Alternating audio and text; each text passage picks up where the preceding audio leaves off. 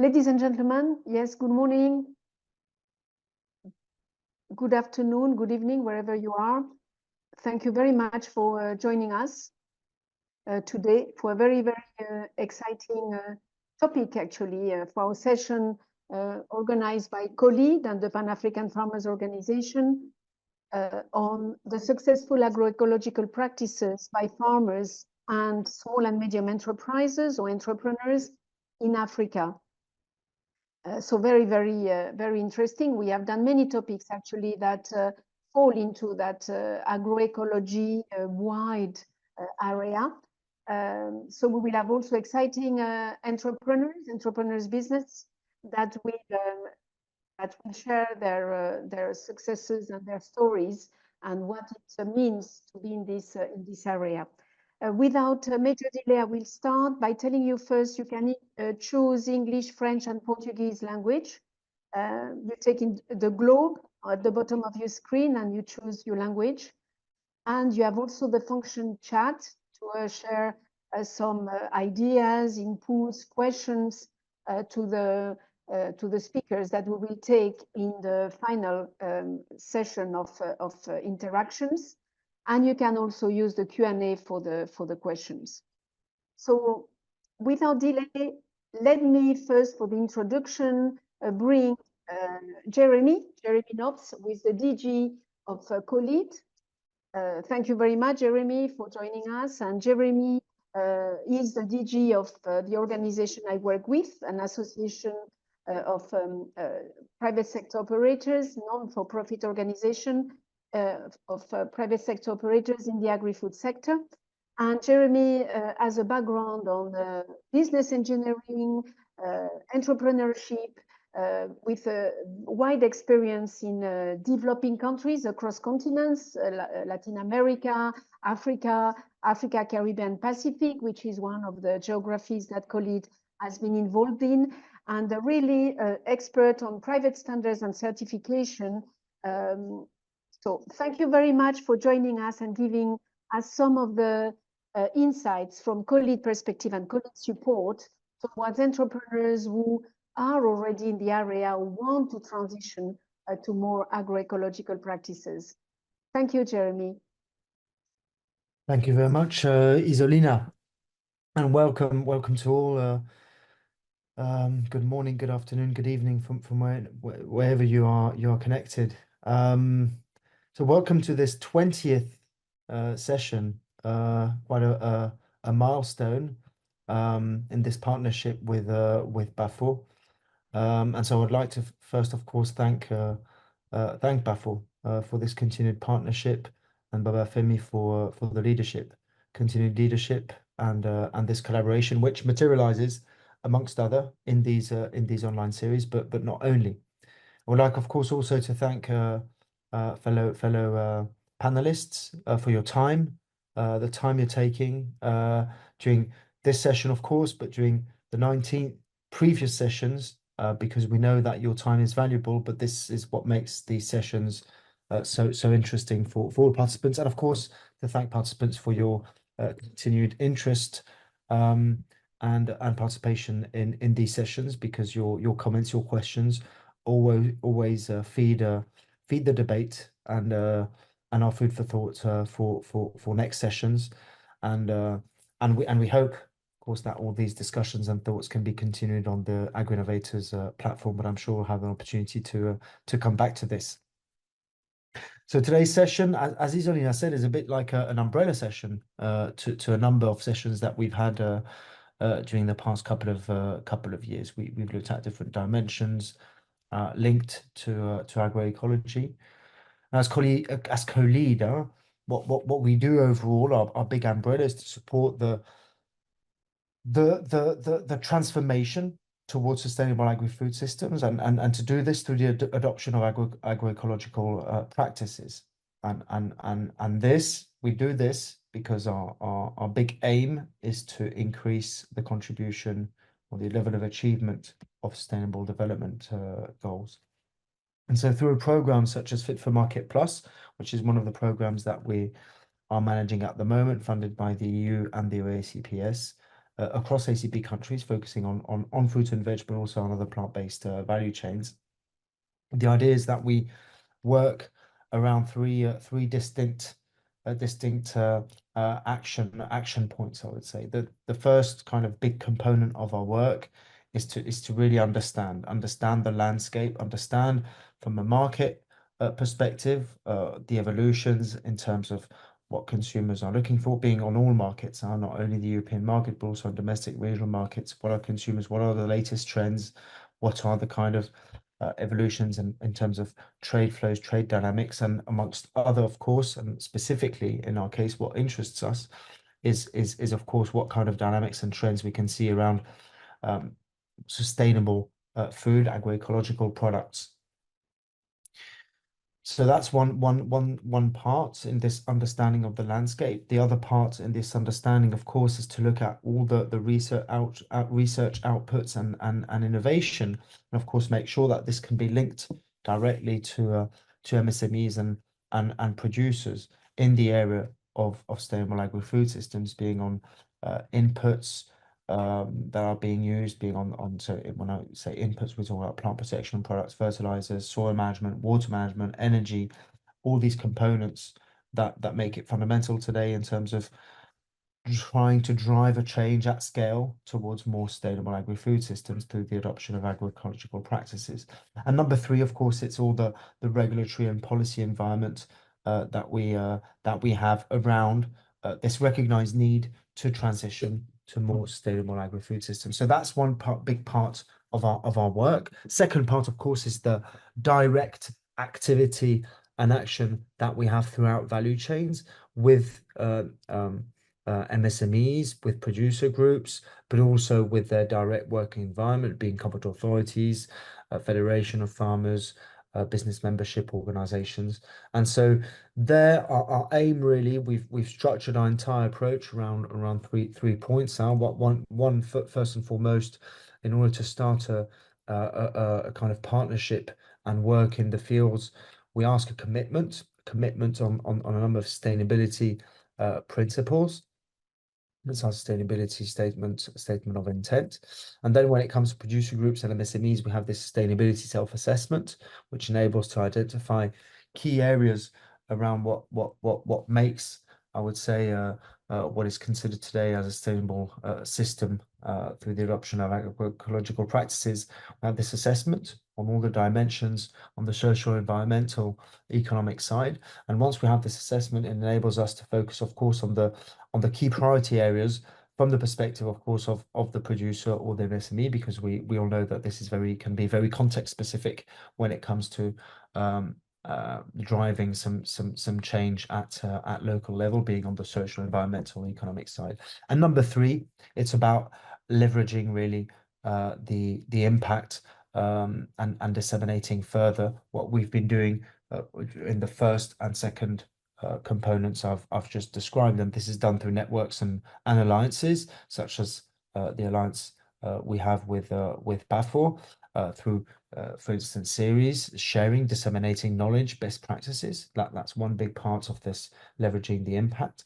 And the other part is on facilitating access to finance, because what we usually see and know is that in order to kind of drive a change, drive a transition, there are in some cases, in a lot of cases, some investments that are required, being small equipment, small infrastructure, some change in terms of crops that are being cultivated, and that requires an access to finance. And so we're increasing our work in that area as well, because it has been identified by yourselves as one of the major blocking points at this stage to drive this transformation.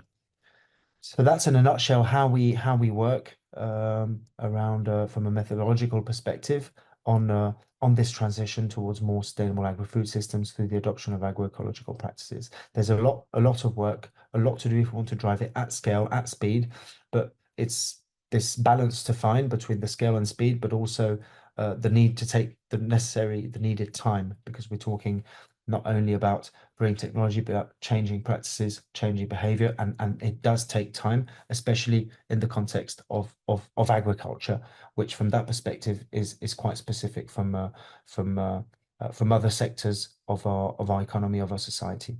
I will stop here, and I will wish you all a very interesting and lively session. And again, thank you for being here with us today.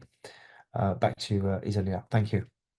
Thank you very much, Jeremy, indeed, for underlying the complexity, I mean, for entrepreneurs and smallholders and the many support they need from COLEAD and, of course, PAFO and other organizations like ourselves with whom we collaborate strongly to, support those entrepreneurs to transition. And we'll see that even the successes were not without a lot of work behind.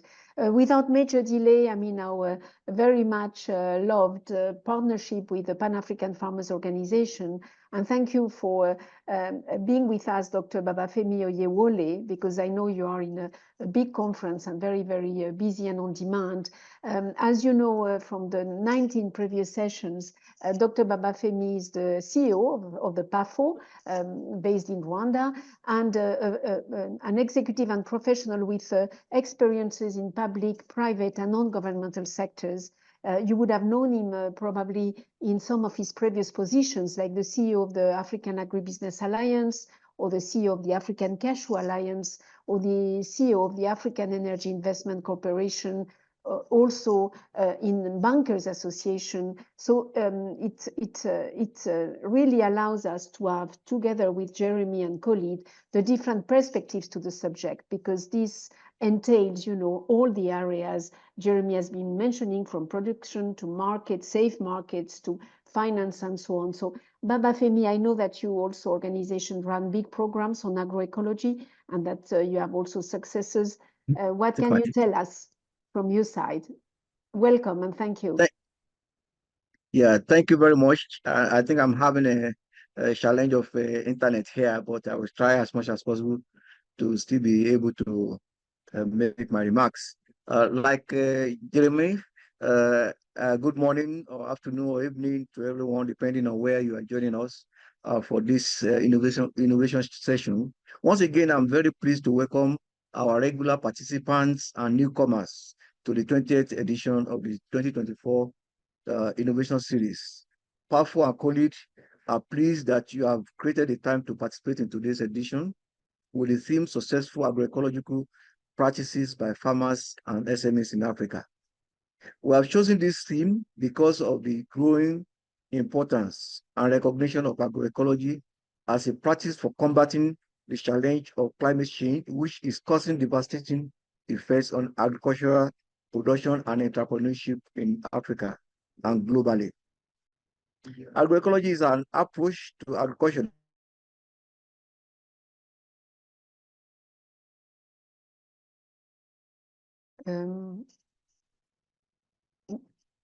I think we lost soil fertility. Well, yes. Go on. We lost you for a few seconds.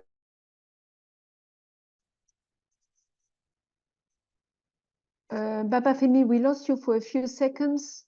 Perhaps if it's very difficult, we can get you a bit later. I know you are in a big conference with some issues. Okay, let's. You are muted, Babafemi. You are muted.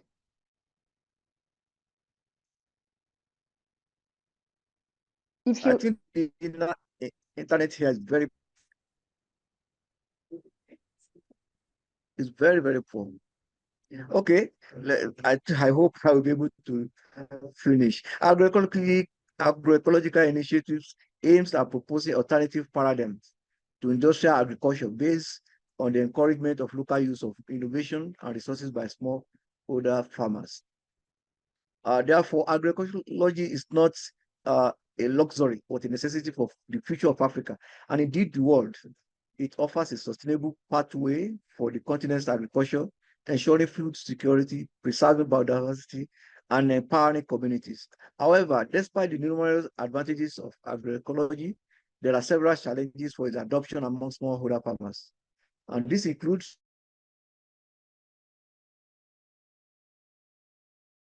the need for extensive training of farmers and the science behind it, effective policies by government to support its adoption through subsidies for input, research, facilitating market access for farmers and SMEs by promoting new supply chains and market opportunities, which could be costly.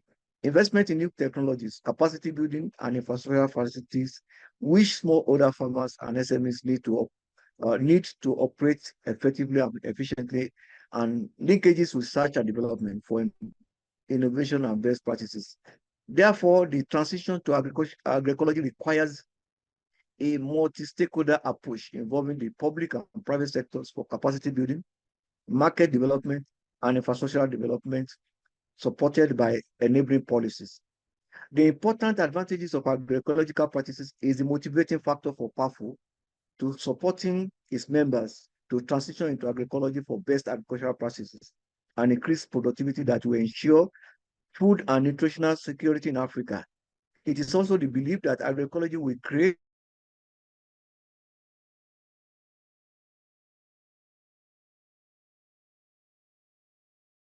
a continental agroecology advocacy strategy.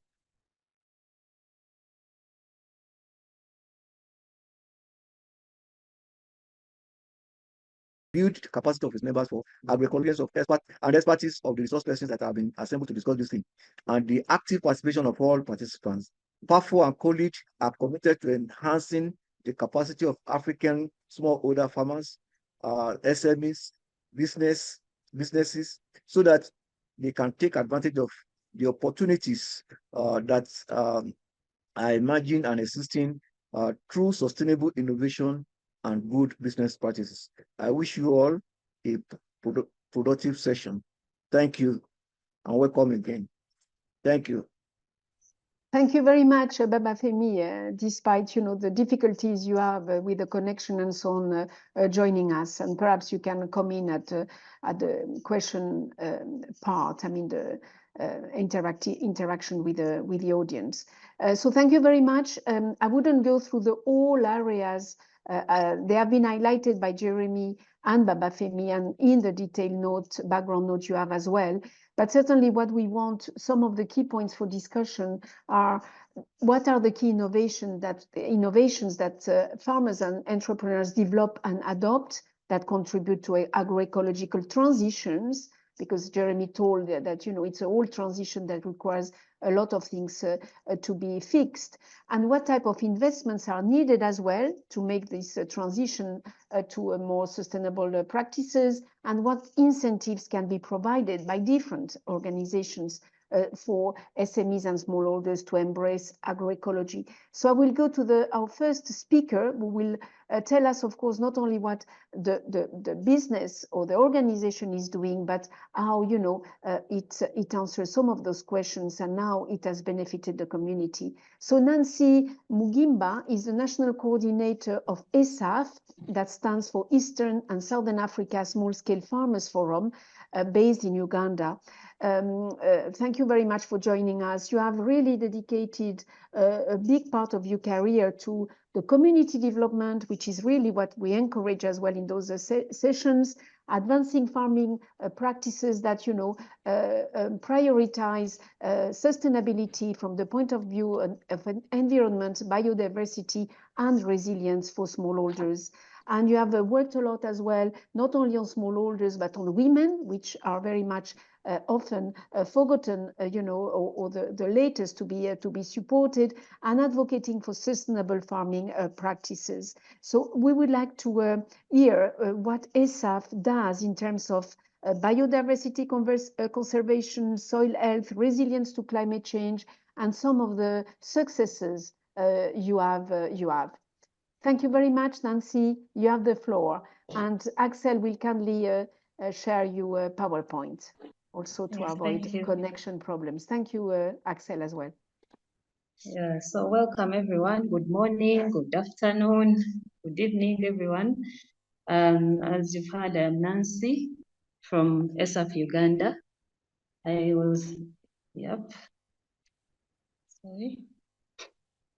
Yeah, so I'll go straight to the presentation. Thank you. In ESAFF, we have something called community agroecology schools, and These feed into the agroecology business hub, and I'll be defining the two. So community agroecology schools are community-based learning platforms. If I could say in simple terms that these are schools without walls that are within the communities. And here farmers come together to learn from each other, share experiences, and later they replicate whatever they have learned onto the farms and in their households. Here, farmers teach each other ways of dealing with the different challenges. If there's some new knowledge that one of them has discovered, that also comes up in those schools. Next slide, please. So I would say that the way the community agroecology schools operate, or their approach, is that these farmers within the communities face challenges or face issues that are unique to their communities. So the way it works is that there's usually community mobilization. They come together, they mobilize one another, and then they will operate a curriculum of their choice. So within this group, they decide what exactly they want to focus on as a school that is unique to their community. And when they decide what they want to focus on, let me say pest control, then they will come up, they will look for someone within their group who has knowledge on how to agroecologically control pests, if I can give that as an example. So this person will share their knowledge about an issue, and then when the others learn, they will go back to their farms and replicate whatever they have learned. So that means that there is a lot of use of agroecology gardens, and of course the approach is peer-to-peer learning. And we also have seen that this is something that is not limited just to the farmers. You know that in communities, there are other people like nurses, there are people like teachers. All these people need food. So what happens is that in the end, when I'm learning from my neighbor and it works, then the knowledge will spread because it's working. So one of the things that has happened is that now, for example, the people that chose the curriculum of pest management using the locally available materials within their community, notice that there is a need, let me say, to have more pesticides that, you know, churned out for other people to use. So somehow those challenges come up, they end up in collective business ventures. Next slide, please. Yeah, so we launched in ESAFF, the Agroecology Business Hub, and the main purpose was to support small-scale farmers, especially women with entrepreneurial skills, with a focus on agroecology. We wanted to spark the growth of agroecological business within the communities and bring together farmers, scientists, decision makers to jointly develop solutions that support social justice, ecological resilience, and economic viability.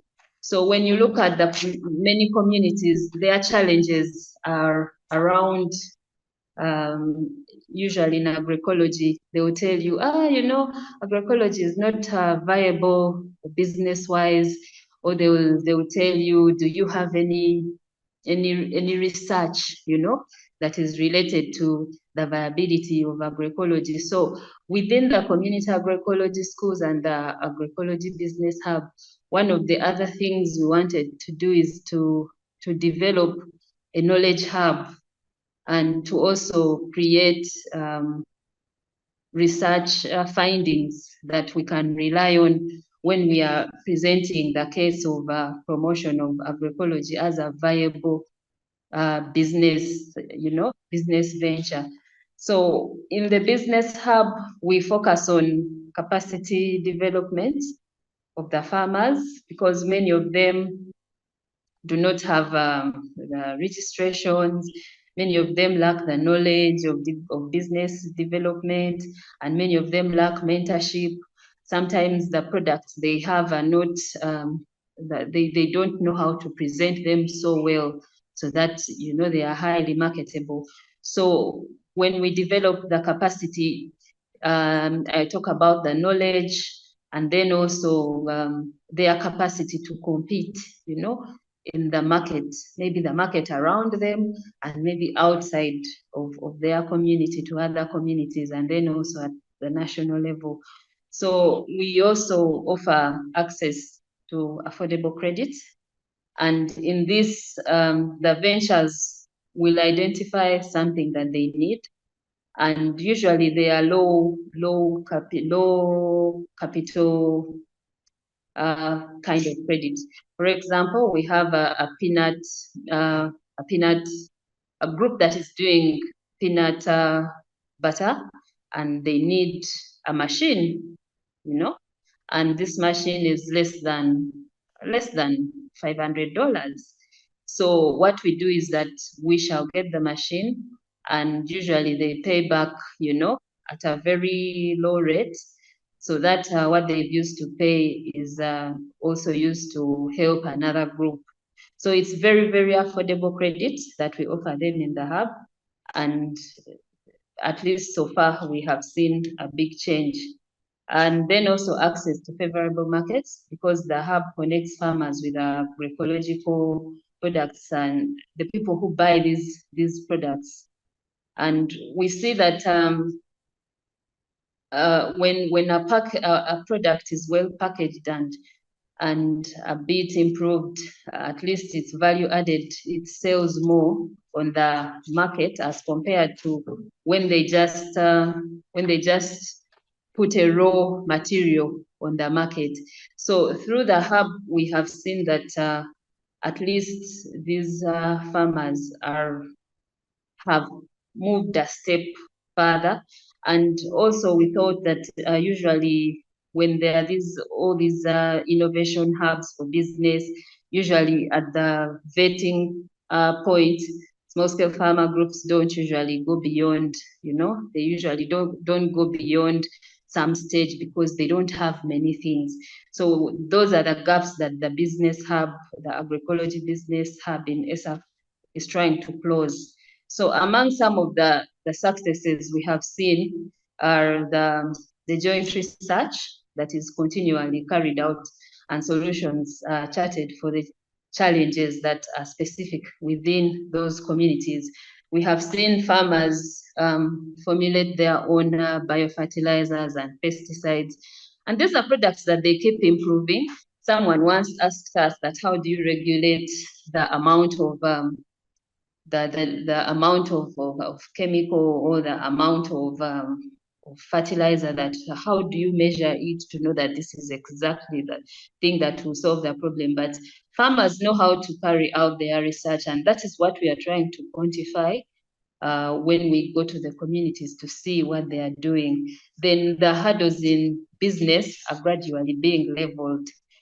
For example, many of them are now using the participatory guarantee system to ensure that there is no chemical use, and to act as accountability partners for their fellow group members, to see that what is produced is healthy to consume.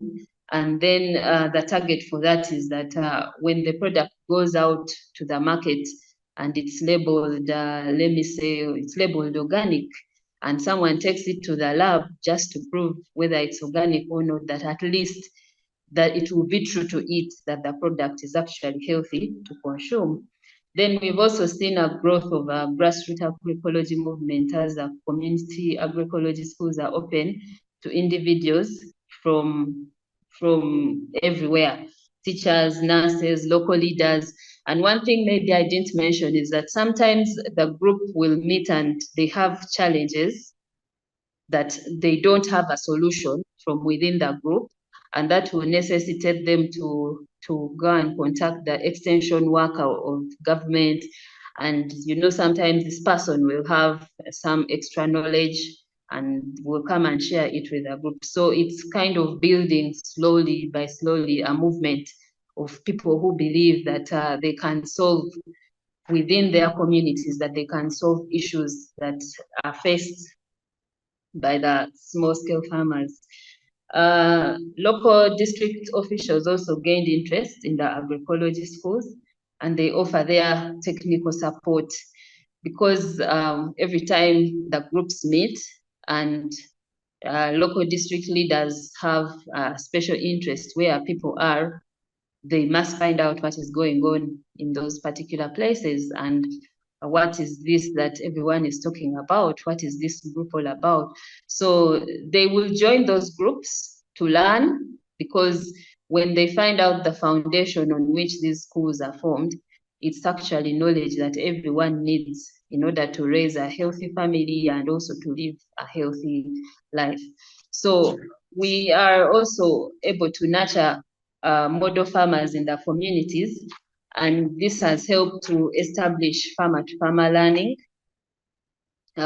which is really our goal, and also beyond farmer-to-farmer learning. Next slide, please. So this is a group of women who received a peanut grinding machine under the agroecology business hub, and here they were learning how to use it, how to put fuel, and how to keep it safe, how to keep the peanut paste safe from the fuel. So this was just a demonstration that was going on. Next slide, please. On the left, you will see a group of cassava processing. It's a cassava processing group.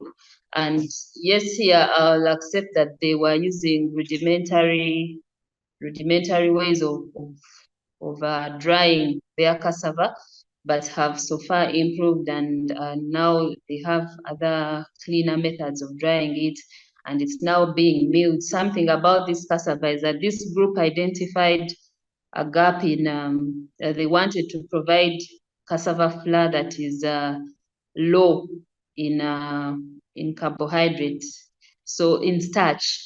So there's a way they process it, and the starch, most of the starch is removed. And when they dry it and package it, it's a healthy product for people who have issues like diabetes. And then on the right, you'll see a pineapple growing group was trying to sort out which pineapples they will take to the market and which ones they will be able to process. So this group was approached by a farm from Japan, and they wanted organic pineapples, a very high tonnage. So when they approached us, at that time they were growing their pineapples with chemicals. So we got them some trainers, and they took them through how to grow pineapples organically.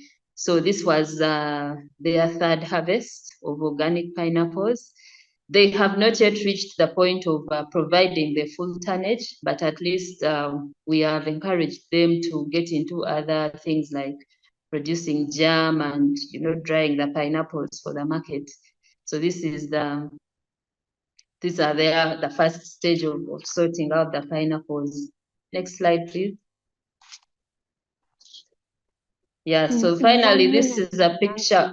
Yeah, this is a picture of a group of women who are producing their own pesticide, and here they package it. This is sold within the community because of obvious issues. It's not yet accredited or anything.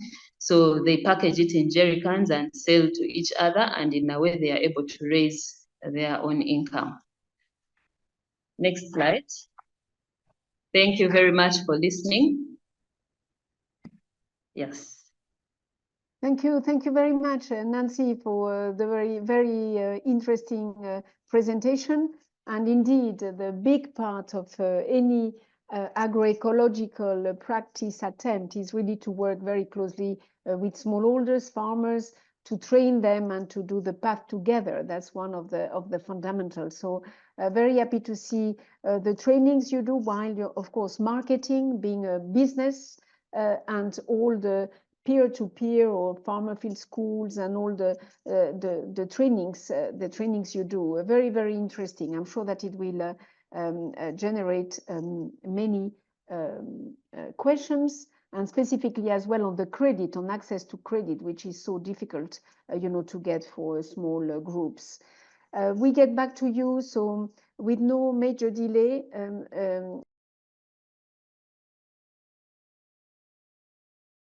And now, without further ado, I'm going to give the floor to Sophie from Burkina Faso.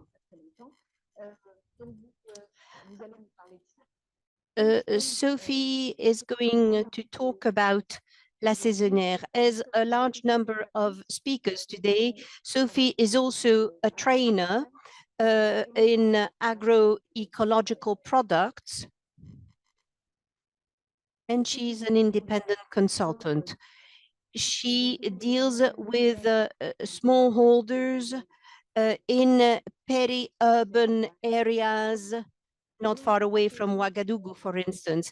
We'd like to listen to Sophie, and I believe Axel is going to help us make the presentation. Sophie, you have the floor, and thank you for joining us from Burkina.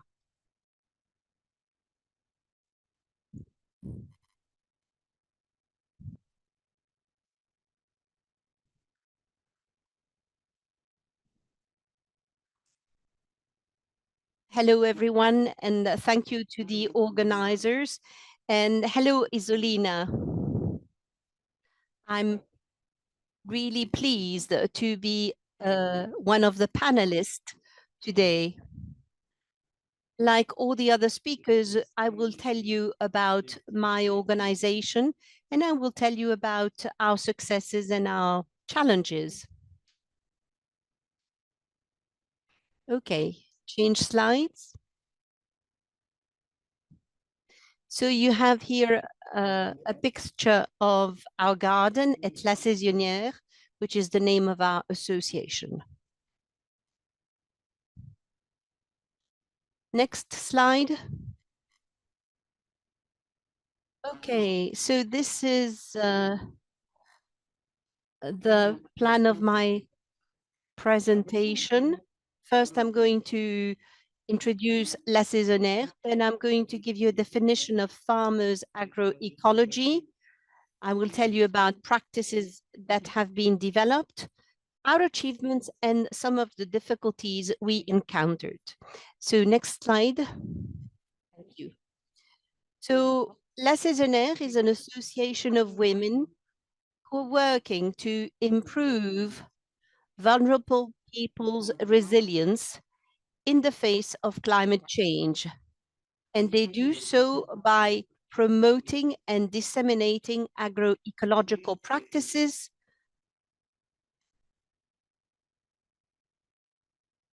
that protect the environment and develop the value chain. So the primary aim of La Saisonnière is to fight and put an end to female poverty. Next slide, please.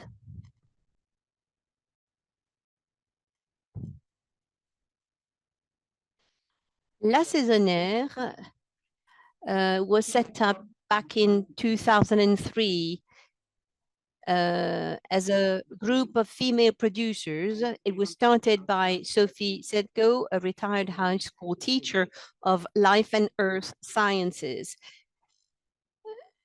I was particularly interested in ecological issues and the environment, and our activities were mainly based on promoting local products.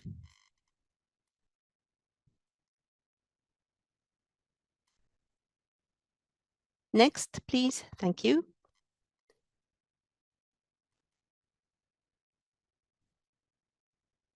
In 2006, La Saisonnière became a development association whose scope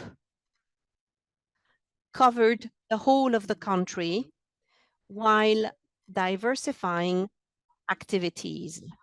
The objective was to contribute to the development of women, improve their living conditions, and protect the environment in order to achieve sustainable development. Next slide. Our mission, well, La Saisonnière aims for a society where women are not socially or economically vulnerable. As part of its production strategy, La Saisonnière promotes the development of local agroforestry fruit, and it also ensures that a fair, socially responsible, and ecological approach is taken at all levels of the production chain. Long-term objectives to contribute to the promotion of women's social economic rights, to contribute to the economic empowerment of women, and to help protect the environment. I'm going to give you now our definition of farmers' agroecology.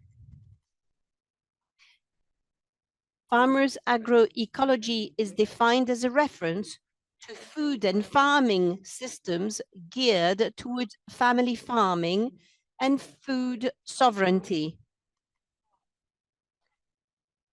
It is based on securing natural resources, safeguarding the genetic diversity of cultivated land, sustainable farming practices based on notions of complementarity and adaptability, enhancing the role of women and young people, promoting local food systems, collective action, and developing public policies favorable to agroecology. So, farmers' agroecology really takes into account the local environment. So we give great importance to the seeds which are produced by the farmers themselves. So we encourage them to produce their own seeds. We want this type of agriculture to be sustainable. So this definition is based on certain principles of agroecology in line with the FAO principles, which are essentially the health of the good health of the soil, animal health and welfare, biodiversity, governance of land and natural resources, because you can do organic agriculture without really having good governance. I mean, if you only grow salads, this is not agroecology. There needs to be biodiversity. So this is one of the guiding principles of our association. So governance of land and natural resources is also important because in our country, women have great difficulty in having access to land. This is extremely important for us to make women in charge. Social values and the type of diet as well as connectivity is important. So the role of women is highly valued because they represent the majority of producers, or at least our clients, mainly women. Through its philosophical, social, environmental, and economic dimensions, farmers' agroecology integrates all forms of ecological, organic, and fair trade agriculture. It is the key to preserving mankind and the planet today and in the future. Next. My next item deals with agroecological practices which were developed. La Saisonnière is developing its own agroecological practices. These are sustainable practices, and they're based on solutions which rely on nature and the environment. They can be adapted and they are resilient to climate change. I'm going to mention some of them. Here in our gardens, we have several types of beds, agricultural beds, depending on climate and seasons. For instance, we have beds with different configuration, including zai beds, half moon beds, raised beds, furrows, biomes. Some of these beds can be compost beds or mounds. They are called sometimes sandwich mounds because they are made of organic material which decomposes, which will keep the fertilizing nature of the bed. In agroecology, we do not use chemical pesticides. So we need to have organic input. So La Saisonnière, our association, is manufacturing a biopesticide which can be used as a biofertilizer. There are many elements such as local yeast,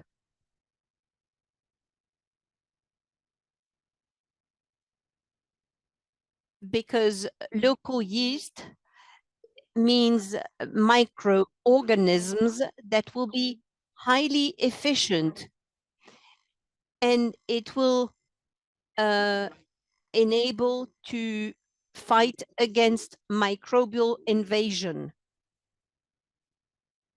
It's also a biofertilizer because it brings nitrogen to the plant. And so this bio input is called in our local language tukjili, which means the input which does everything. It fertilizes and it fights against pests. We also produce biochar from household waste, but also from field residues. Indeed, we noticed that biochar, this type of input, allows the plant to incorporate nitrogen in sufficient quantities to reduce or to fight pest and reduces water consumption. So this is the conclusion that we came to. In general, we use neem seed powder, which is a local product. So the use of this neem seed powder is a priority, as is the maceration of the leaves of local plants, such as Acacia africana. So this Acacia africana attacks the toughest parasites, and it will allow the plant to grow and be fed.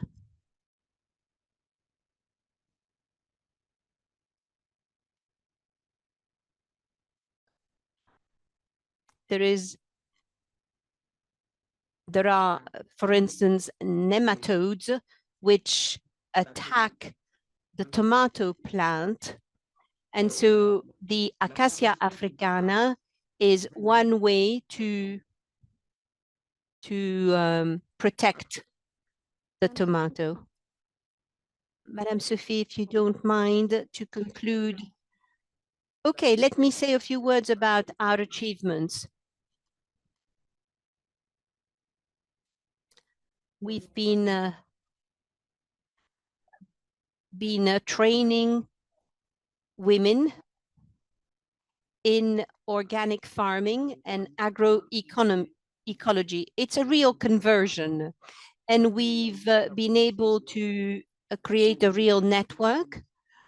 We have met some difficulties, of course, like everyone else, because of the lack of funding, which hampers us in the acquisition of compost. We also have the problem of local socio-cultural beliefs, which need to be tackled by clarifying values. You know, we say yes to positive values, no to negative values. Thank you very much for your attention and for your time.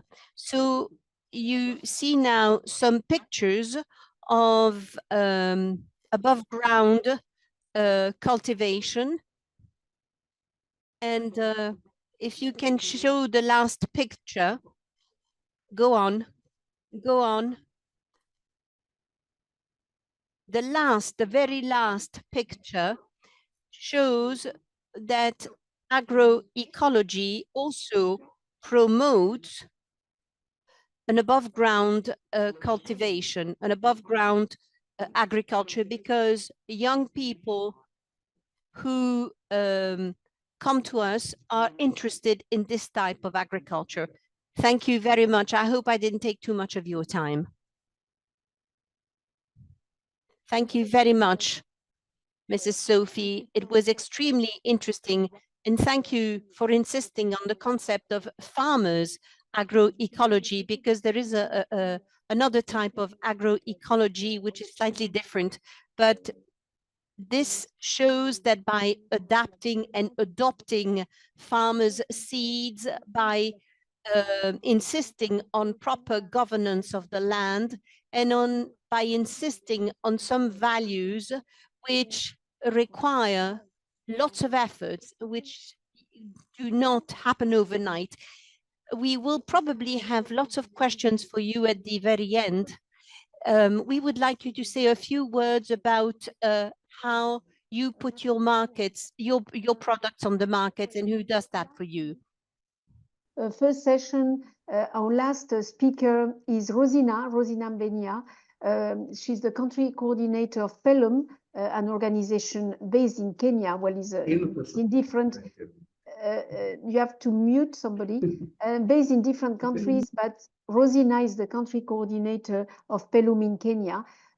She will tell us PELUM is a membership organization, and therefore they have many examples as well of agroecological principles and practices, you know, adopted and used among smallholders, farmers, and pastoralists. You are an environmentalist by profession and a very good, you have been working very efficiently and for a very long time with smallholders and communities. So you will, and you are very passionate as well. Congratulations, because you won recently the Leading African Woman in Food Fellowship Award and the Agroecology Leadership Academy. So congratulations again, and please share some of the good experiences from PELUM with us. Rosinah, the floor is yours. Thank you so much, Isolina, and good morning, good afternoon, good evening, depending on wherever we are. I also appreciate the organizers of this very important convening, and I will be glad to talk about two silent whales in the work of agroecology, particularly in transforming the food systems. I will be looking at the inclusion and more so of women, leadership capacities, and also policy. These are, to me, silent tools which are very, very necessary to transforming our food systems. As introduced, I'm Rosinah Mbenya, the country coordinator of PELUM Kenya. And I won't talk a lot about PELUM Kenya, but it's a membership, and we have 63 member organizations across the country in all the 47 counties of Kenya. And we are promoting agroecological principles and practices. Our main focus is capacity enhancement and networking. We do a lot of policy and advocacy and also knowledge management with a keen interest on these various thematic areas: sustainable natural resource management, climate resilience, agro-enterprise and market development, and youth involvement in agroecology. Yes, so today I talk about women in leadership as a silent tool for food systems transformation. As PELUM Kenya, we are the Secretariat of the African Women Leaders in Agroecology, which is a women in leadership initiative. And the aim of these African women leaders in agroecology is to inspire, mentor, nurture, and fast-track the leadership development of the African women. We realize that many cultural issues and other hindrances have made women not to take a leading role, and this has caused a lot of delays in the change that we need to see in food systems transformation and also in agroecology. And therefore, these African women leaders for us has been a tool, and we see it is very important.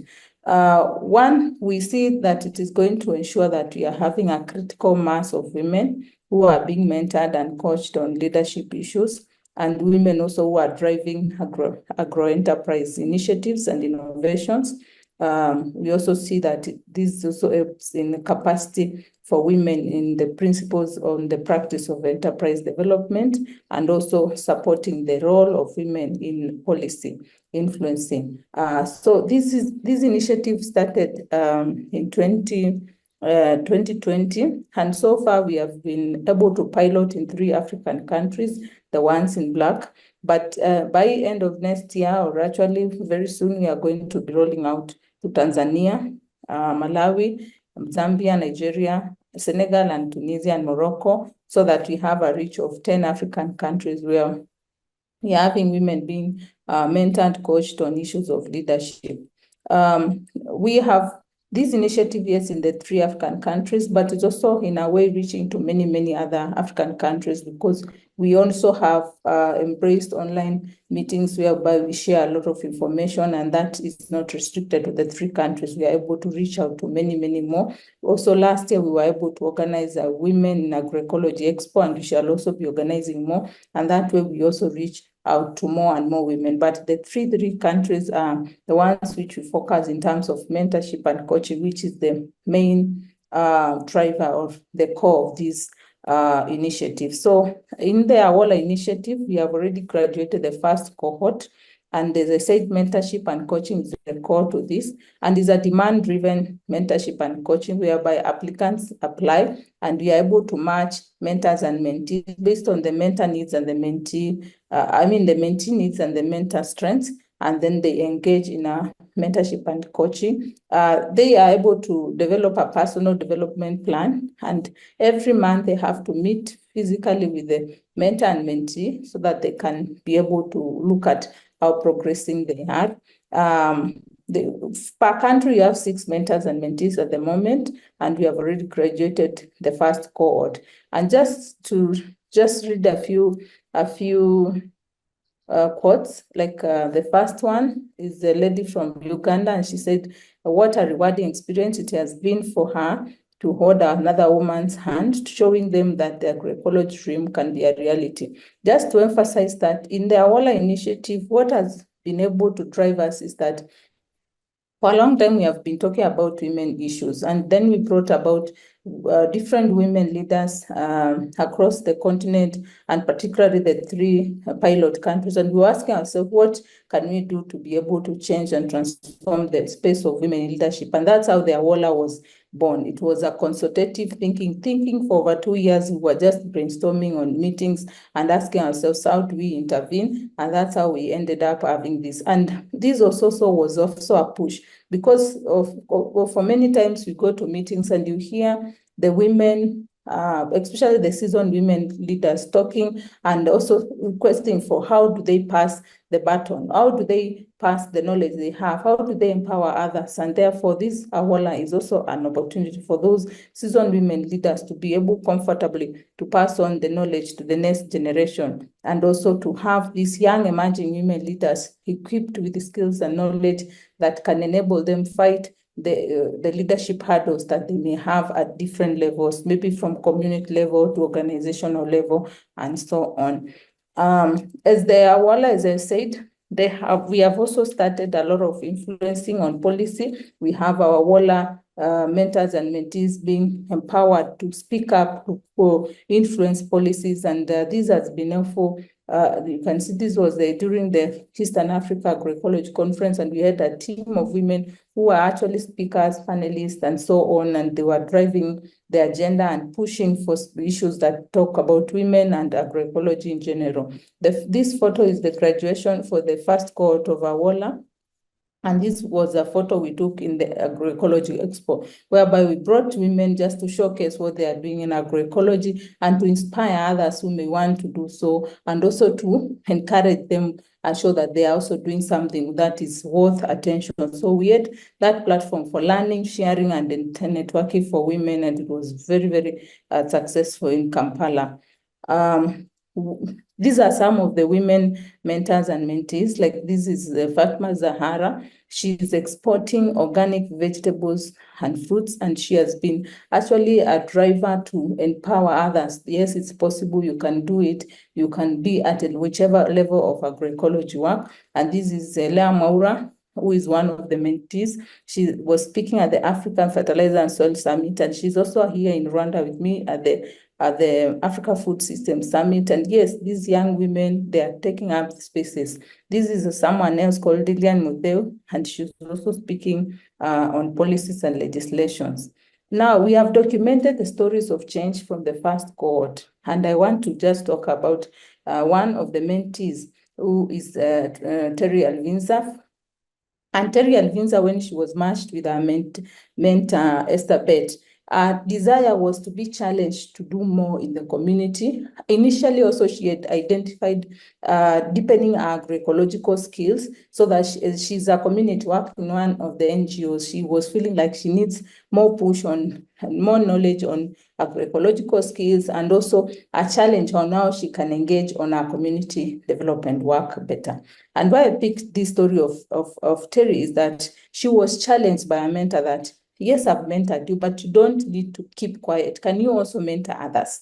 And Terry reached out to one of the ladies in the community who was the most, to her was a very vulnerable lady, one being a widow, 2 having come from the dry areas of Ahero in Kisumu, and 3, she was really struggling even to make food for the table, and they would either have one meal or even go without a meal in a day. And she had shied away even coming out in development meetings because she was feeling she's a widow, she has all these challenges, and she was feeling like disempowered. And when Terry talked to this lady, they started a mentorship plan, and she encouraged her, yes, your soil is infertile, but I'll teach you how to empower, to have it more fertile through agroecological practice. And they started, even Terry would go an extra mile to even provide seeds for this lady to plant and so forth. And as we speak, this lady is now able to plant the vegetables. She has also fruits on her farm.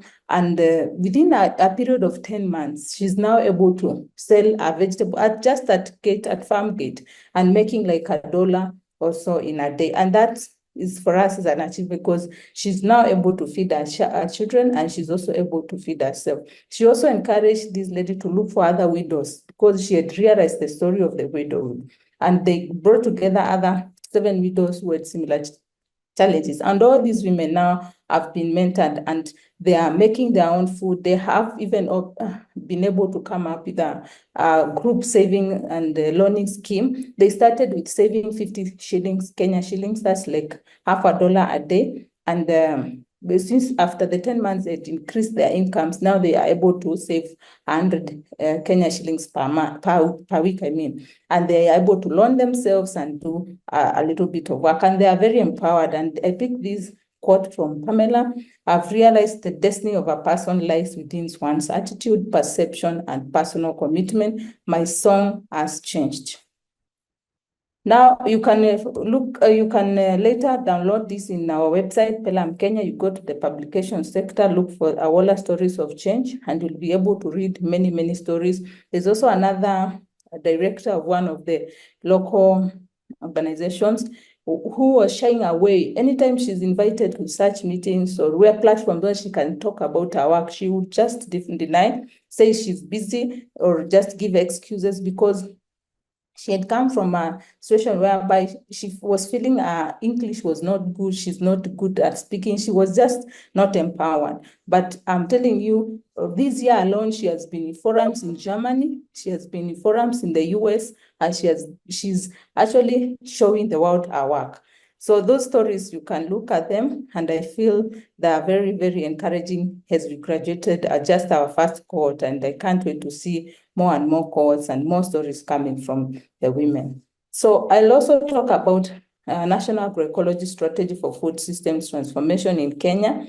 I think one of the silent wheels for agroecology is the policy, because at the end of the day, we need all these favorable policies that can support the work we are talking about, the very good stories that have come from Burkina Faso, from Rwanda, from Uganda, and globally. And in Kenya, we are at very advanced stages of having a national agroecology strategy. PELUM Kenya has played a very key role, and we started this process towards the end of 2022. And we already are we have already done the validation of the strategy. We are now waiting the launch. And the launch by now we should have launched this strategy, but in Kenya, the recent process made some changes in the cabinet secretary, and now we have a new cabinet. So we are trying to maneuver that change, but it is going to be launched this year. And the strategy in itself, it looks at the addressing challenges that are related to fragile food systems, of course, declining productivity, the soils. In Kenya, we have very acidic soils. We are also looking at limited access to and consumption of safe foods and healthy foods. We are also looking at policy and institutional framework that are enabling and including incentives for supporting agroecology. It is also looking at how we can have agroecology in research, curriculum, and the practice, and also gender and social inequalities that are the issues of indigenous communities, women, youth, smallholder farmers. So all those issues are there. I may not go into the detail of the strategy, but just to pick on some of the areas. For example, in the transition of resilience, these are some of the strategic areas. Transition to resilient and sustainable food systems through agroecology. We have these strategic areas. One, we are looking at aspects of increasing productivity, and there is a very, very strong focus on bio inputs, which is in this strategy. We're also looking at issues of farmer management systems. We're also looking at how do we restore landscapes.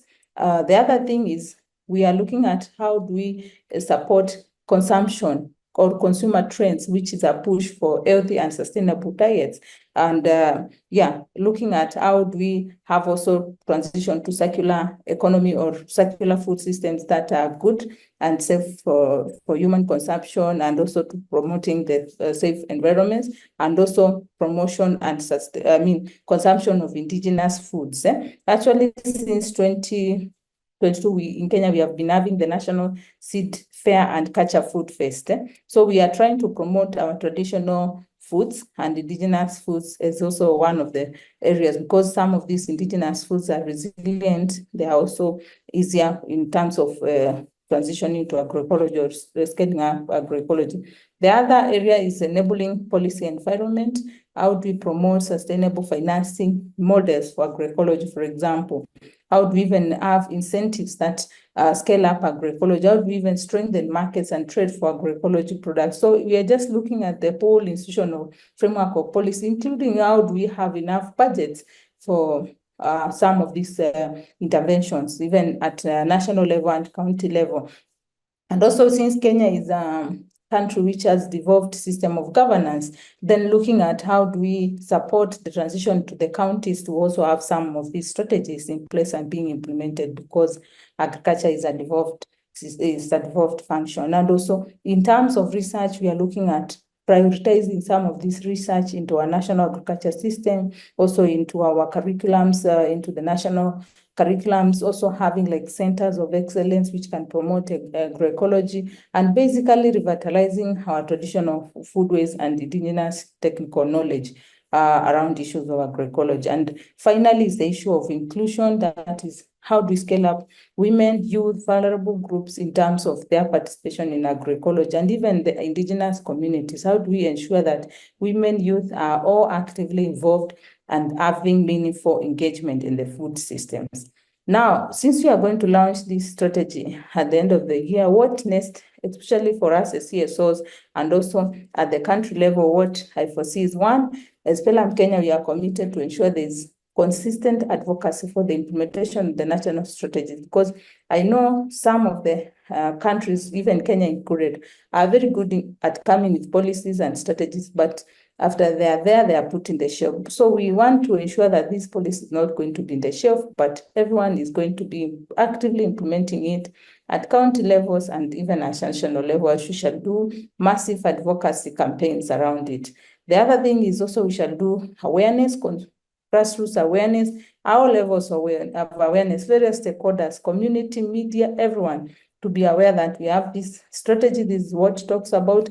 This is where we are seeing ourselves going in the strategy. And then one of the things actually we are going to do this year is on the 6th and 7th of November this year, we are going to have the National Agroecology Symposium, which we shall also talk about the strategy. We shall also bring a lot of scientific tracks. We shall also bring a lot of like exhibitions and even farmers to showcase that agroecology is working and it's possible. And also, as the strategy is being launched, we are also looking at matrices for measuring impact and change, so that we can be able to report and have a system just like the comprehensive CADIP, Comprehensive African Agriculture Development Mechanism, which is very clear on how countries report and so forth. So this one will also look at how do countries even report, how do we gather all the stories that are happening and the change that is happening, so that we can track the change that comes with this strategy.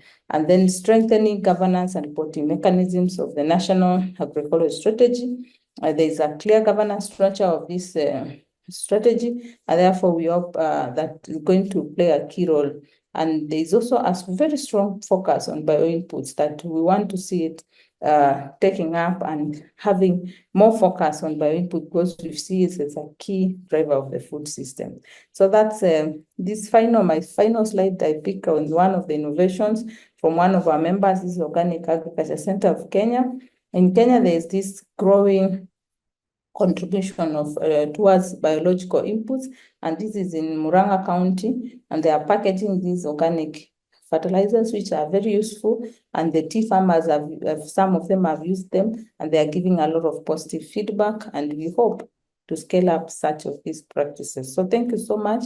You can read about our work on the website, on the social medias. We are in all social medias. Please follow us. Thank you so much for the opportunity. Thank you very much, Rosinah, for having covered two important topics that we hadn't dealt so far. One, the underlooked role, I mean, current role and potential role in future of women in agroecology. That's critical, and I hope we can work more on that. And the national agroecology policies, because indeed, if policies are not in place, there are some countries in Africa who have them, but if those are not in place and applied and done in a very consultative way, as you have mentioned, it is very difficult to move on, you know, to scale and to really support stakeholders to embrace agroecological transitions. So we will get back to you. I encourage you to put questions as well. From my side, I would like to know more also on the market, you know, since there is no kind of certification of agroecological products, how, you know, this can be done, that there is a premium price as well to agroecological, you know, agroecologically produced items. So let's, because we are a bit behind, but it's all very interesting. Let me get the floor to Noël, and then we finish by ROPPA. Noël Nguessan is the co-founder of LONO in Côte d'Ivoire. So you will tell us about, because Rosinah had mentioned already all the circular food systems. So you are in the middle of it, of trying to, you know, reduce waste, but as not only reducing waste generated by smallholders, but converting that waste into productive resources, bio inputs, etc., which has been mentioned many times and which is really at the core of the agroecological discussion. And you are also, like the other speakers, and this is a big part of agroecology, training smallholders, training SMEs, small private sector operators, to not only embrace agroecology, but really to be productive and efficient in that. It's not just saying, you know, you have to do it. It's just to succeed in it. So please, I give you the floor, and you are originally from Côte d'Ivoire. Although I know that you are now in other countries in Africa. Please, Noël, thank you very much. Hi, Isolina. Hi, everyone. I'm happy to be here. Thanks for the organization. Yeah, indeed, as introduced, the company is called LONO, but we try to make agroecology accessible, you know, by making the tools available. A lot of things that have been said earlier about like standards, about data, all this stuff is key, because at the end, it is commercial sectors that this has to fit into. And therefore, this is what we try to do. Can I have the slides up, or should I do this? Let's see. Then I can do the screen share. 1 second. Oh, no, it looks good.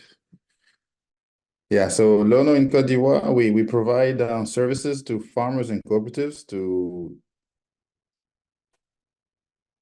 make agroecology accessible. And I'll focus a little bit on some of the implemented projects. Let me do the screen share then.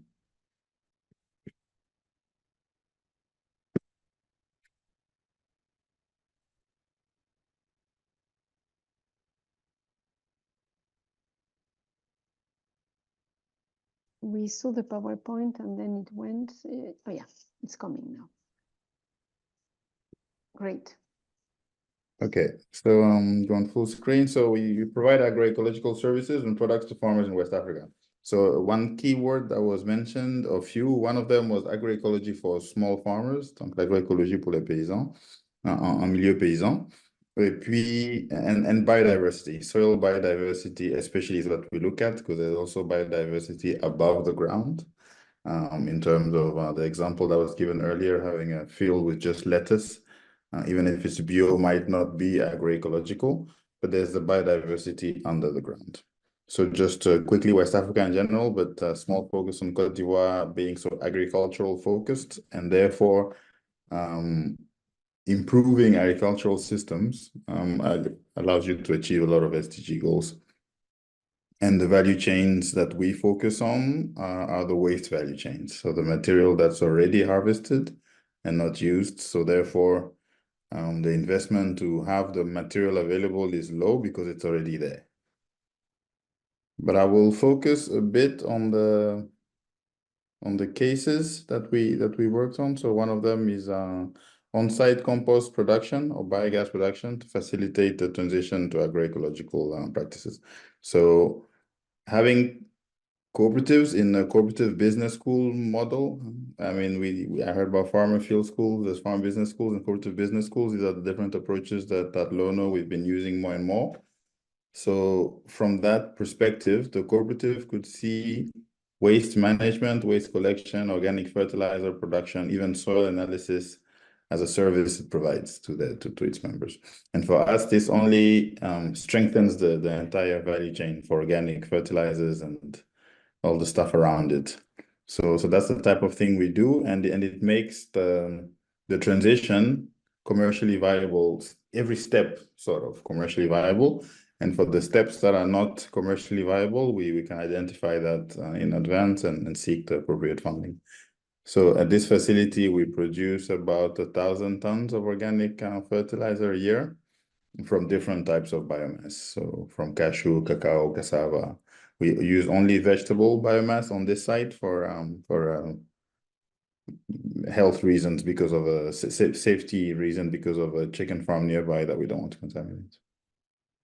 But the end product is a brand, and that's good because, I mean, it's expensive in the beginning, but in the medium term, you build a trust in a brand. Our price positioning is to be, as accessible as possible for smallholder farmers. So we are almost 30 or 40% cheaper than the next product on the market, for the reason that it must be promoting that transition for the smallholder farmers. And the value chains, every value chain is demanding these types of products if the price is right. So horticulture, whether it's fruits or vegetables, but also typical cash crops like cotton or cacao. And the soils, what we're seeing in the trials, we've set up almost 200 different trial plots in Côte d'Ivoire, but also Burkina Faso and Ghana. And what we see, the response is very strong in terms of agronomical response. It's very strong because the soils are quite depleted of organic matter. So the need for biodiversity in the soil is clear.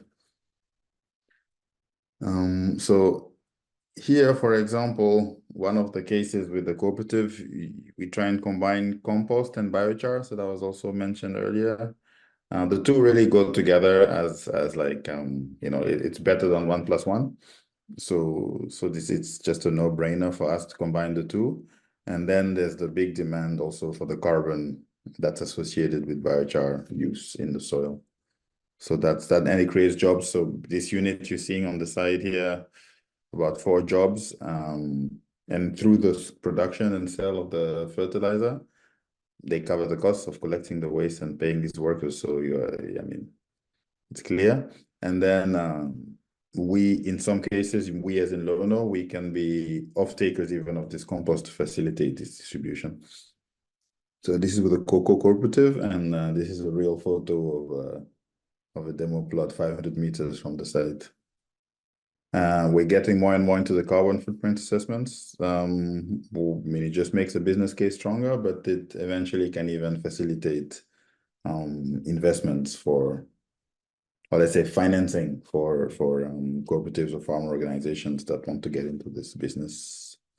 Another interesting case that is meeting some success is on the biogas. So we manufacture also these compact container-sized digesters that are made for West African context. And on this site, it's a bit the same model as well, that the farmer organization or the organization doing the processing owns this asset, uses it, and then produces gas and fertilizer that they can trade and use to repay the financing. So it's supposed to be commercially viable and grow by itself and so that the scalability is also organic, So there also we see the job creation, but this is a bit early stage. We need to see for a few more months the production, the output, and confirm the availability. But we now set up in Côte d'Ivoire, Burkina, and Guinea, and Conakry. Some trials with mango exporters, dryers, and also pineapple producers in Côte d'Ivoire on the cacao sector. So these kinds of things for us is I mean, is a good approach for our context to introduce agroecological practices, because it stays at the right scale of the smallholder farmers. The technology is well understood, but can be simplified, so low tech.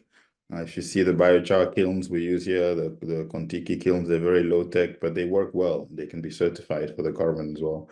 Same with composting. It's a simple process, but you still have to know the foundation of it and the biogas as well. I think I'll stop here and then hear your questions and feedback. Thank you very much. Thank you very much, Noël, for sharing this with us. And of course, the opportunities it represents for smallholders, as well as, and I hope we get back to that on the debate after our last presentation, the opportunities all this, circular economy provides in terms of employment as well for entrepreneurs, smallholders obviously, but entrepreneurs, and how the benefits which are economic, social, and environmental can be taken into account, because some of the benefits are long-term, obviously, and they cannot be measured just with the same economic terms as any commodity.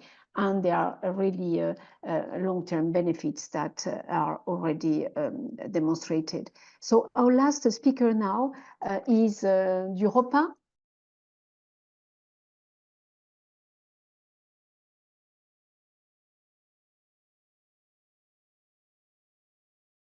Kosipola Alua, I believe you are present.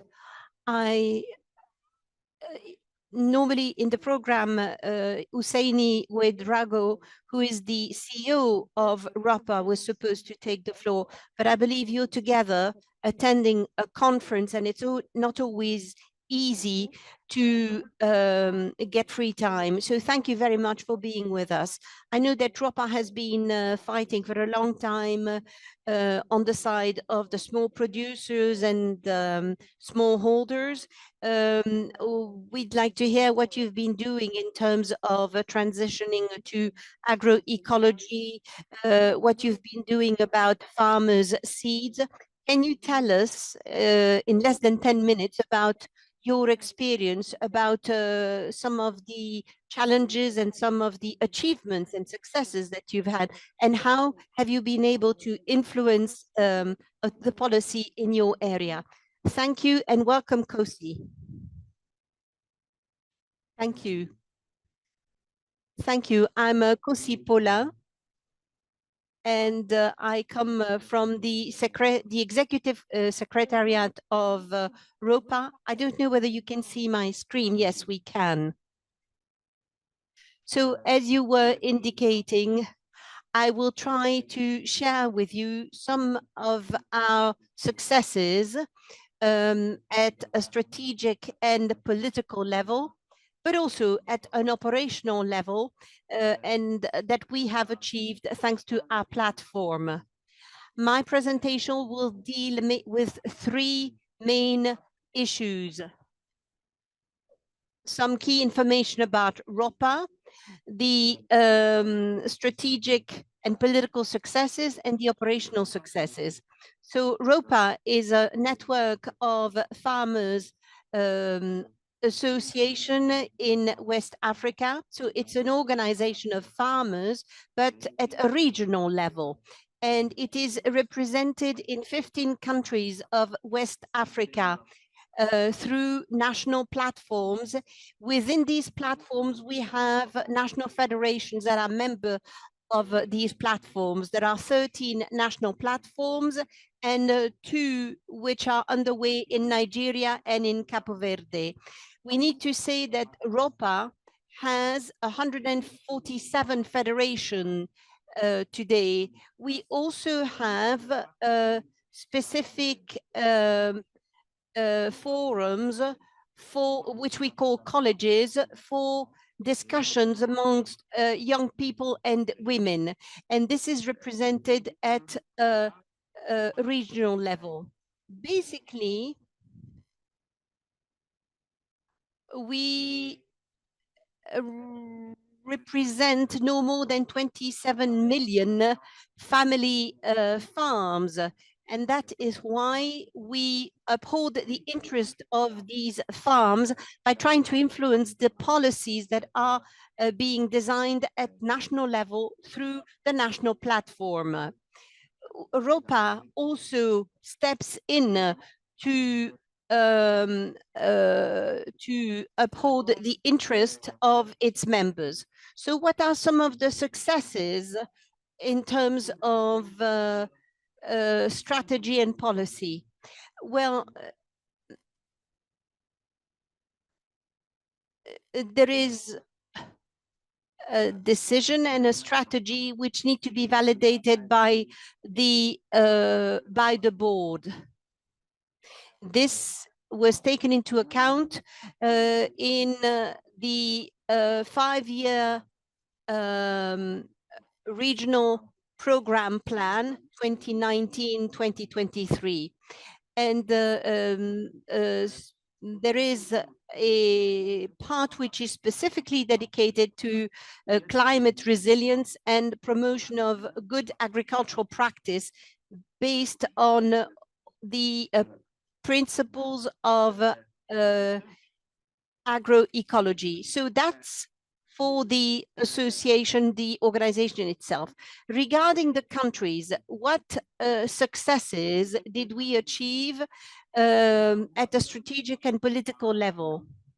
Where we created and strengthened the alliances that were formed amongst countries. Let's take the example of Senegal, for instance. There were alliances that enabled us to dialogue with public authorities and to also leverage resources and strategies which opened the way to efficient actions in the field of agroecology. There has been also an organization in other countries. There was also the implementation of 2 national movements for the promotion of a transition to agroecology at local level. At local level, this was done by what we call the CNR, and both at national and local level, there were contributions by key people who approached politicians of Senegal, in particular people who are in charge of agroecology within the Ministry of Agriculture in Senegal. We need to say that within CNCR, some subsidies were discussed regarding organic fertilizers. Now, as far as Mali, we also had some successes in terms of alliances and coalitions that were created. This enabled dialogue, and there were consultation tables on agroecology. So we are shifting away from the framework of farmers' seeds, but it led to many dialogue opportunities around farmers' seeds for the promotion of agroecology. This plays an important role in those conferences, and it's really important to raise awareness amongst authorities, to have a dialogue with them. So the third framework that was put in place is the platform, a national platform of agroecology. This was done after the organization of the United Nations Forum took place, there was a Master in Agroecology, which was created, and also the platform contributed to the design of a national strategy for agroecology in Mali. What about Niger in terms of strategic successes? Well, in Niger, there was an implementation of a platform which comprises all of the key players, research centers, administration, and so on. This led to the design of training modules which could be leveraged. And so this year we came up with a joint program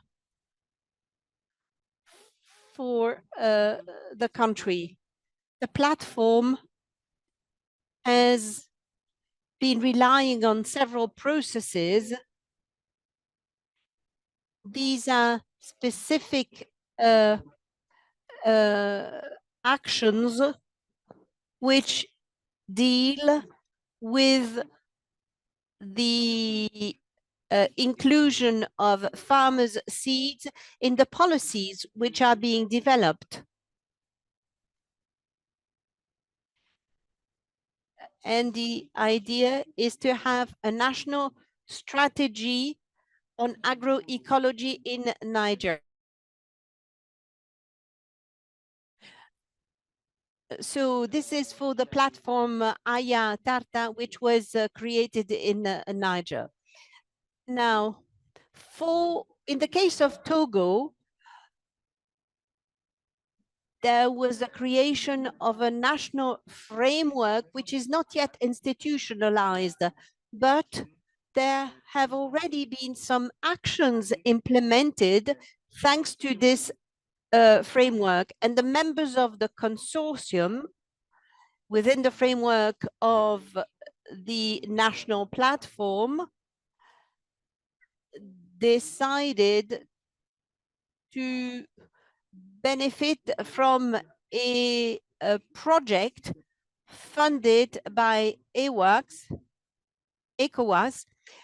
and this project also contributed to training and support to farms and farmers. At the regional level, ROPPA contributed to the creation of agroecology alliance in West Africa. This alliance is comprising civil society organizations, institutions, and so forth. At the regional level, there was an institutionalization of a regional forum on agroecology, and the first edition led to another contribution within ECOWAS. At regional level, what we can say about alliances and coalitions, these are forms of dialogues which take place within the framework of FIDA, the part and parcel of programs of the national platform programs, such as in Mali, in Burkina Faso, in Senegal, in Côte d'Ivoire, in Ghana, and in the farmers platform of Niger. So you can see that we've been working really hard for the project to see the light of day. We need to say that in terms of cooperation and aid, some of the achievements that I mentioned here could rely on training offers that were proposed by the OPs in the countries. You can see on these images that we have 12 farmers organizations training. And regarding the 12 farms and these 3 formation centers for farmers in Togo, Mali, Niger, and Burkina were created by the producers' organizations, by the OPs, and they do participate to the training of other members. They are raising awareness amongst other producers who are not members of the cooperatives, but through all of these activities, through their practice and the implementation of all these ideas, the idea is that there will be emulation. So this is what we're doing with our training centers and with our farmers platforms. We have different facilitators who give inputs on different topics. You can see that amongst those who are being trained, you have youth and women. Kosi, you have 1 minute left. Another success that I can share with you is the mutual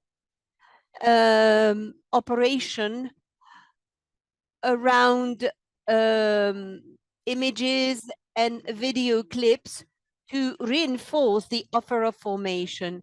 And in operational terms, there has been the development of small-scale markets to be able to sell agroecological products and organic products.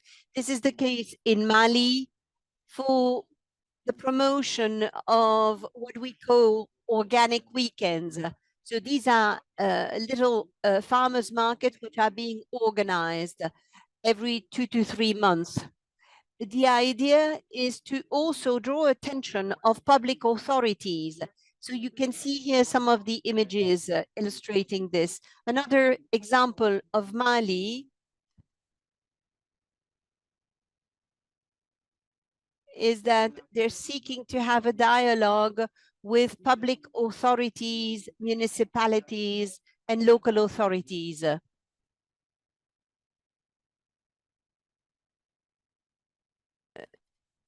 There is a strong accent put on promoting organic product and agroecological product.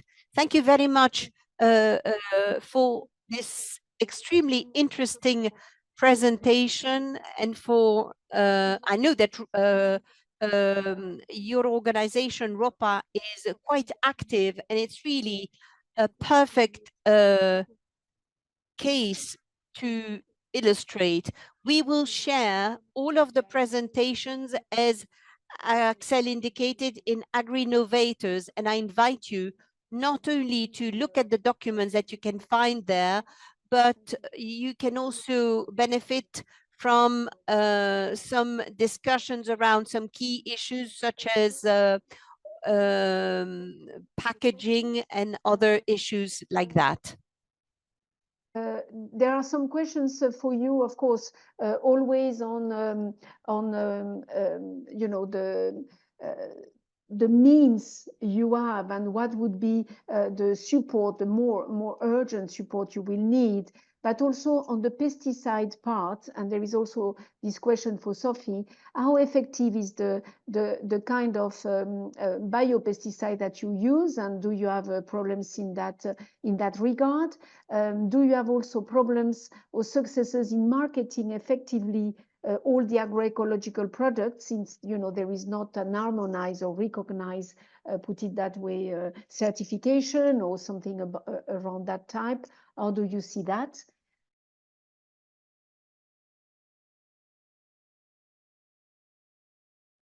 For Sophie, there is also a question regarding NIM. How do you use it? Is it an ecological use? Because in certain countries, in other countries, they had some problems regarding microorganisms that were generated when using that type of product.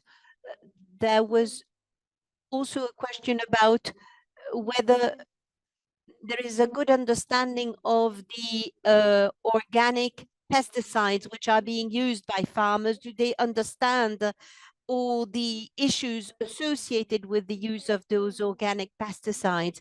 And small growers, do they really understand the meaning of agroecology versus conventional agriculture? Is a bit the same. Do you think that the strategy, the agroecological strategy in a country, in a given country in Africa, can be also combined with a more conventional and intensive agriculture in particular regions or provinces or so on? Do you see that this is still possible? I don't have yet questions for the others, but let's start. Nancy, please go on. And anything you want to add, of course. Nancy, are you, is it working? I see you online, but I don't know if you you are muted. Yes, go on. I'm trying to figure out the question. I didn't get it clearly. I would beg your pardon on that. Yes, on the biopesticides you use, do you have a particular difficulties with the smallholders? Do they understand? It's a bit the same question for all of you with different angles. Do the smallholders understand what the agroecological practices entail versus do they understand the difference with the conventional agriculture? And do they understand what it means for it? And there are also many questions on the effectiveness of the biopesticides or the organic, pesticides. Do you have any difficulty there?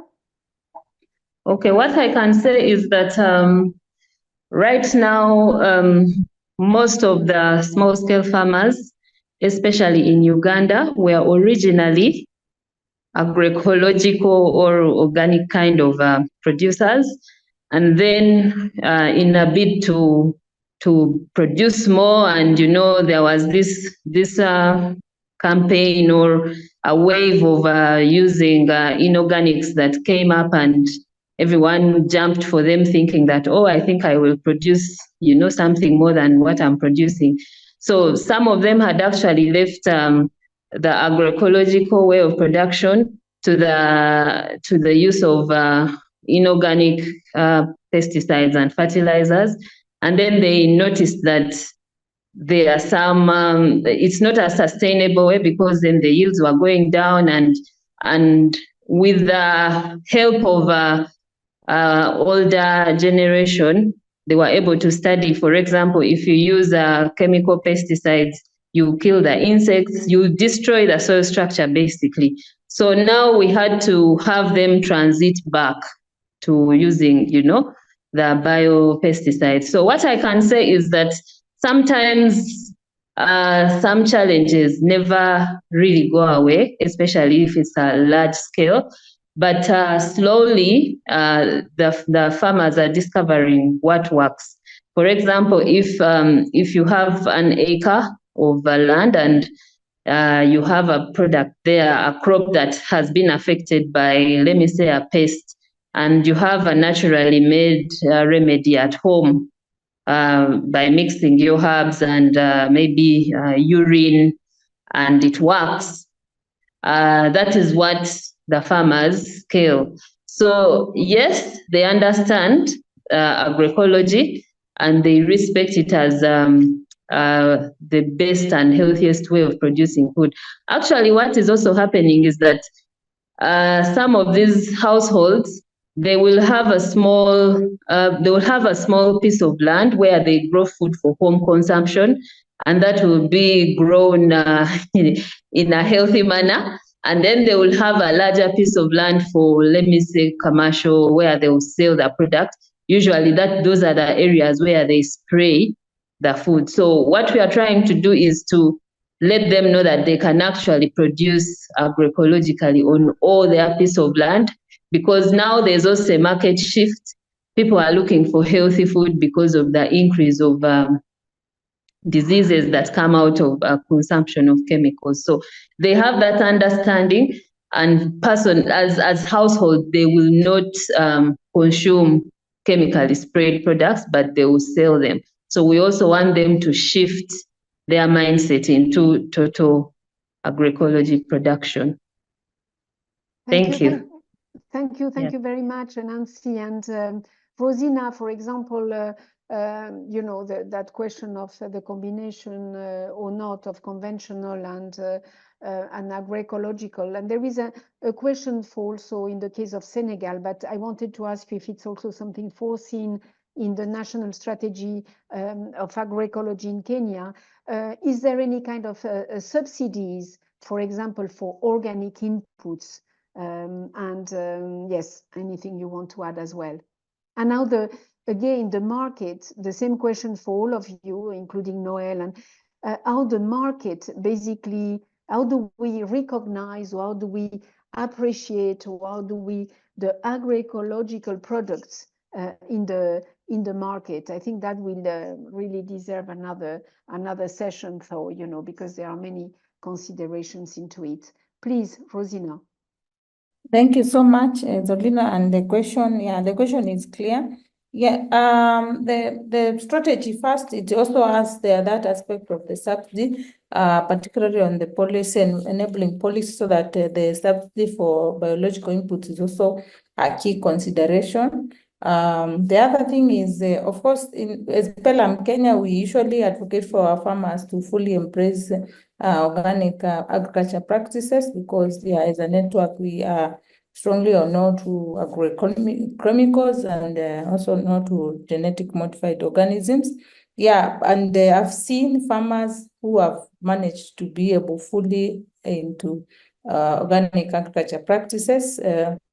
I visited several farmers. Myself, I'm also in a small way, I'm a practicing peri-urban farmer. So it's possible to really support transition, because at the end of the day, we are talking about systems that enhance food sovereignty, that also enhance autonomy of farmers, and which empower the likes of Pamela. I talked about a farmer who is struggling to make food on the table, then you give another burden for her to buy agrochemicals. So I think we are dealing with small scale farmers, and it's good. We also try to empower them as much as possible. Thank you.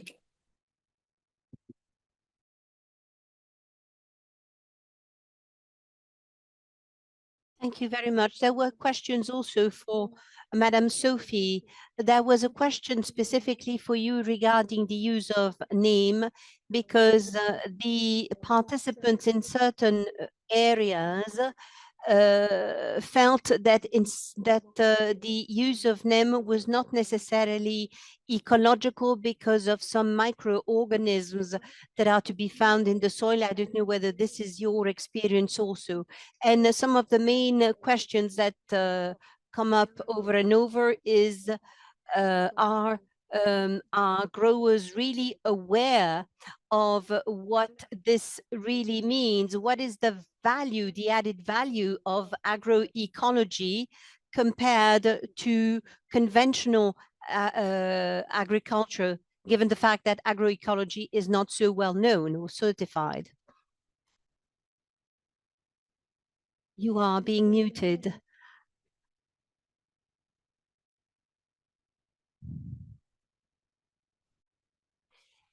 It's a matter of dosage. You need to use micro doses to obtain some result. It can be extremely efficient against nematodes to prepare the beds Of course, it can be toxic, so it's really a matter of dosage. Now, regarding the attitude or awareness of growers regarding all these products and these methods, well, I think our whole approach is based on raising awareness. So before any training, we try to raise awareness by recalling the principle of the consequences of mono-agroecology. Now, we talk about the toxic effects of some chemical products on health. And I must say, this is a compelling argument for producers. And we also send researchers to farmers together with students to test the product together with the producers, with the growers themselves. So because this is a co-constructed approach, it goes without saying that these products will be used first and foremost by those who have been producing them. Now, the big question about putting on the market is the biggest challenge. You know that our products are, and even organic products are, you know, flooded by amongst a variety of conventional products. So it's really difficult for the families who buy these products. Of course, we have an SPG certification, and people find that there is a big difference in terms of taste, in terms of aspect and conservation of the product. So all of these factors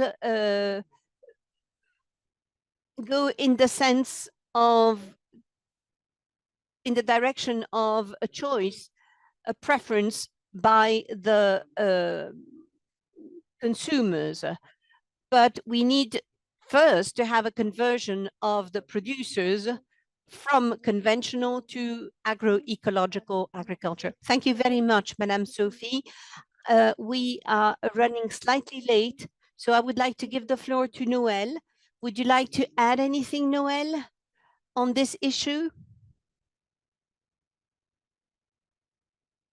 I'm going to share an image to clarify a number of things. We showed this to the growers, and even for those who have industrial crops, because at the end of the day, it's still an activity, it's still a business. So we need to pay attention to cost.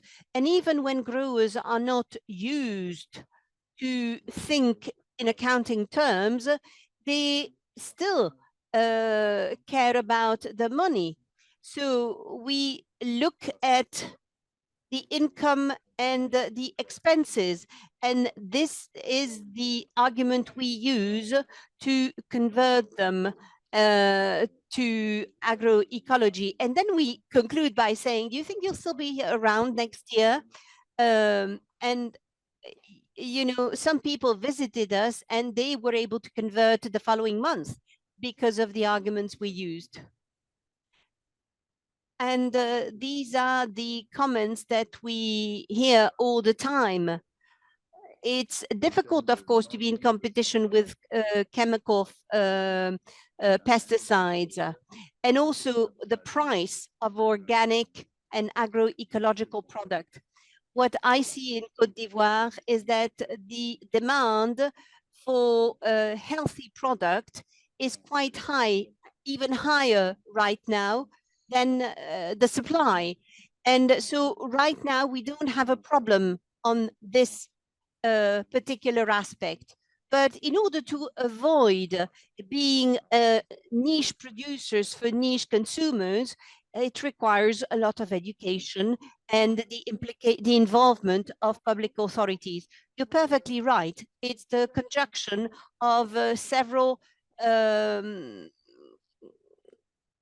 contributions. To conclude, I have some quick questions with hopefully quick answers. The question about the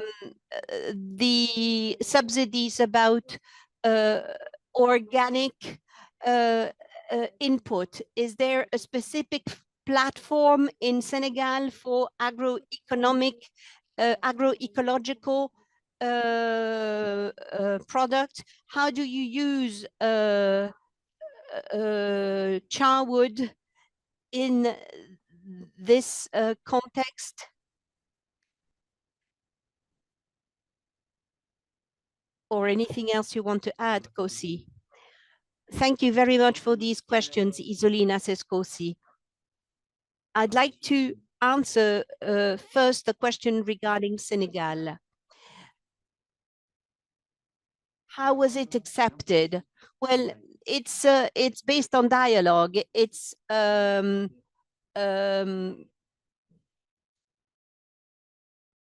matter of advocacy, and there needs to be a political willingness at national level. It's not that easy, but we have this advocacy approach with the political authorities who show some willingness to promote agroecology throughout the country. You need to accept using some intermediaries between the organizations of civil society and certain other instances. Some of the players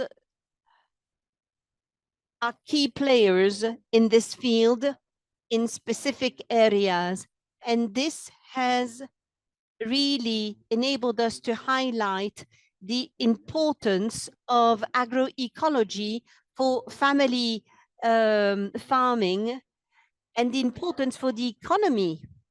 This is a strategy that was put in place and documented. So if you don't mind, I can send you some contacts, the details of the people who really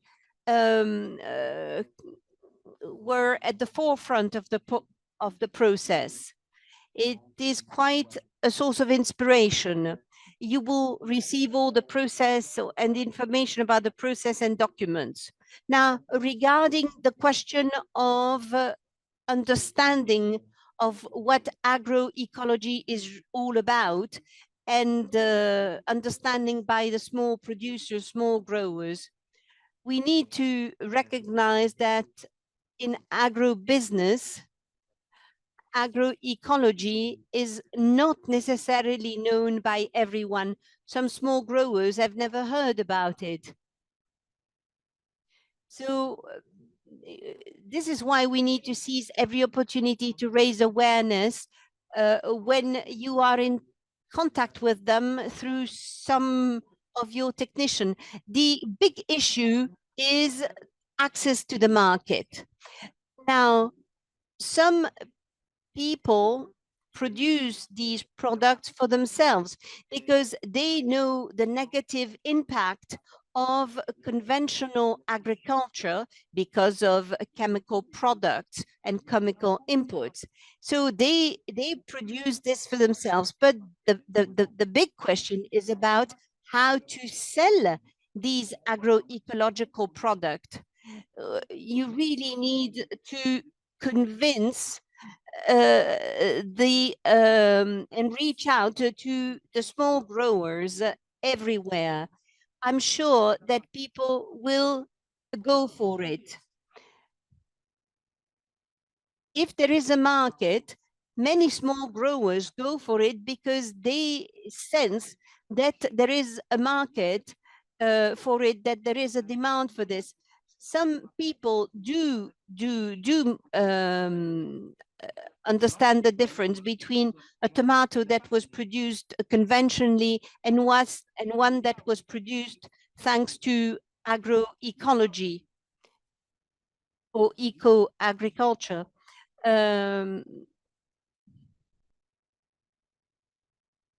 Unfortunately, to have access to the market, they needed to join all the other traders. So small growers are aware of the advantages of agroecology, but the constraints is marketing these products. Now, regarding charcoal, Kosi, thank you very much. We can, for the technical questions, we can have a follow-up later, and we will share political documents later on. Thank you very much. Guys, for the interpreters, actually, I don't know if Babafemi is still online, because I know he had challenges with the internet connection today, if he wants to add something. But from my side, it's just to thank you all. We will come back to many, because it embraces so many aspects of it that is very difficult in one session to do that. But we bring the different elements on the various sessions. What we learned today is the importance also of all the capacity development around it. I mean, not only, of course, the market, the production, but all the rewards as well on how you contribute to sustainable production. But we also learned that what is important is policies in place, which also include subsidies, like in any other topics that we have seen for many decades. At some point, you need to have some subsidies to just push or accelerate, especially in a case where agroecological practices are so little funded compared to the conventional agriculture. And I take the opportunity to thank the European Commission as well, because part of the work that we are doing at COLEAD, at PAFO, and the Big Desira initiative and so on is really with public money from the EU. But we need policies. We need to share more knowledge, as we have done today, on what's happening and what we get inspired from, what we can scale.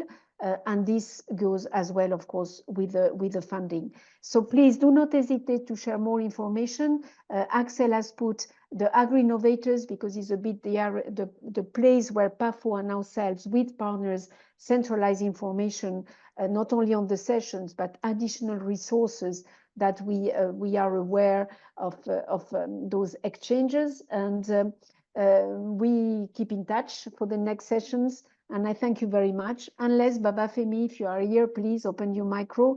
If not, and if nobody has anything else to add, thank you very much again, and we will contact you for the next session. Thank you to the speakers, of course, all very, very good.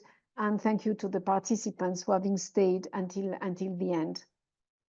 Keep well. Thank you very much. Merci beaucoup. À bientôt. Portez-vous bien. Yeah. Bye-bye. Au revoir.